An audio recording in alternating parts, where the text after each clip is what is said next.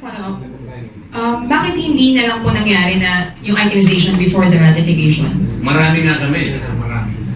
How can you compare 293 representatives against 23? You tell me.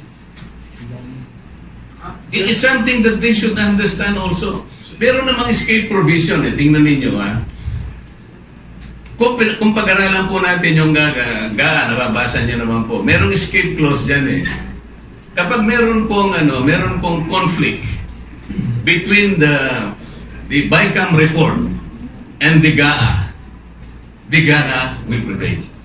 Yun naman po yun eh. Kunyari nagkaroon ng conflicting figures. Ang masusunod din po yung GAA eh. At saka maski na po sa paggawa ng ordinary bills. Diba subject to style? Both houses will agree sa this subject to style.